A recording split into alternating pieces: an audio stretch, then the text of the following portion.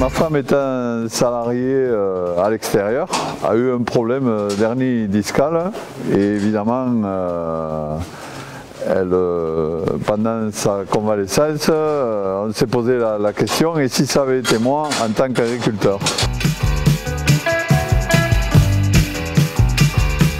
Et de ce fait, nous nous sommes rapprochés de l'assureur Groupama qui propose un contrat en partenariat avec le service remplaçant. Mais de notre côté, le service remplaçant nous a dit pour avoir des agents en cas de problème de santé, il faut les embaucher et il faut surtout les faire travailler tout au long de l'année.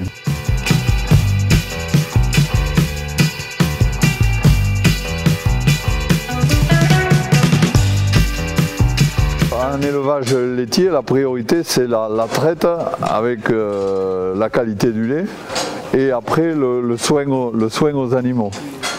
Ça c'est les priorités, cette tâche, ces choses doivent être faites impérativement.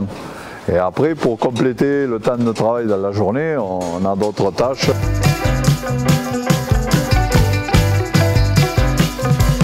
Une chose toute simple et toute bête, quand vous arrivez sur une exploitation, où se trouve le compteur électrique?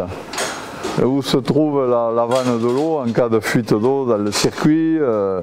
Plein de petites choses comme ça qui pour nous sont évidentes et pour la personne extérieure ne le sont pas du tout. On se rend compte que quand on fait le travail chez soi routinièrement, on n'a pas forcément mis un temps ou une valeur au travail et c'est assez dur à quantifier et à transmettre à celui qui va effectuer la tâche, mais on y arrive.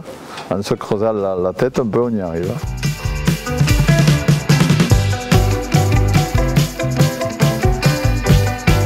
Au début, donc, je suis venue, on s'est rencontrés, on a fait un peu le tour d'exploitation, on a discuté pour savoir un peu qu'est-ce qu'on savait ou on ne savait pas. On a fait une semaine à peu près, plus ou moins de formation, on va dire, et après quelques jours par-ci par-là, avec un jour avec lui, complètement avec lui, un jour un peu moins, une certaine tâche toute seule et ainsi de suite, jusqu'au jour où j'étais toute seule sur l'exploitation.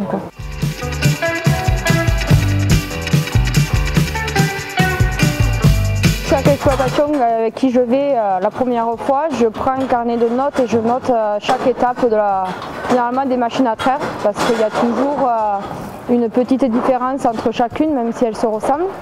Et après tous les codes couleurs, s'il y a des codes couleurs, tous les codes de marquage en cas de problème.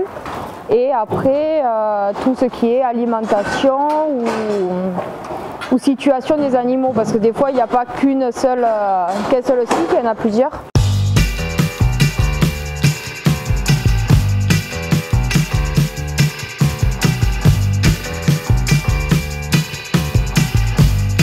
Il faut souvent se remettre en tête le mot simple, simplicité. On a automatisé, on a par exemple mis le distributeur automatique de concentré, ce qui évite déjà au niveau physique de charrier des seaux de granulés ou de céréales. Et ensuite au niveau de la machine à traire, on a mis le pompage automatique de la lessive. Comme ça c'est des choses qui sont d'office réalisées automatiquement, donc on n'a pas à se tracasser, on peut se concentrer sur autre chose.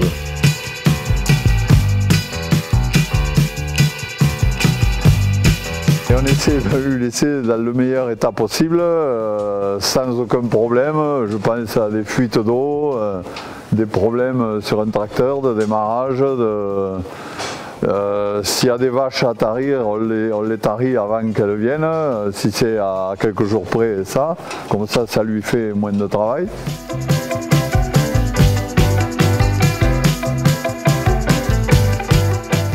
En accord avec l'agent, on a mis en place des tableaux d'information où lorsqu'on s'en va, on note les anomalies sur le troupeau, dans le bâtiment. Et vice versa, l'agent nous met ce qu'il a vu lui, comme ça on le constate à notre retour. Puis vraiment s'il y a une urgence, il y a toujours le portable qui rend service des fois parce qu'il y a des choses qu'on ne peut pas traiter sans un avis de l'autre.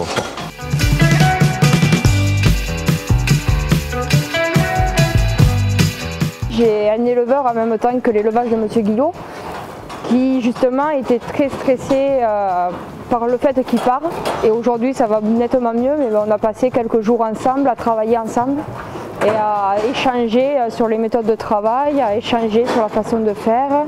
Et du coup ça a permis vraiment de se comprendre plus ou moins et de se faire confiance l'un l'autre et pouvoir laisser la ferme derrière. L'éleveur appelle le gestionnaire de planning de chaque secteur, du secteur qui lui correspond. Après, le gestionnaire de planning gère avec le salarié qu'il a de disponible et nous le renvoie à nous après derrière.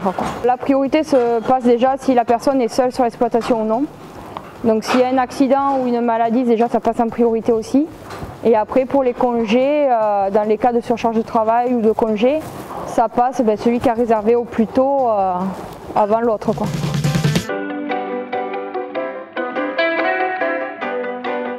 Il y a un vieux terme occitan qui, on dit, ça s'appelle le biaïs. Le biaïs, c'est qu'on sent que la personne voit le travail, elle le sent le travail. Et à partir de là, on est rassuré.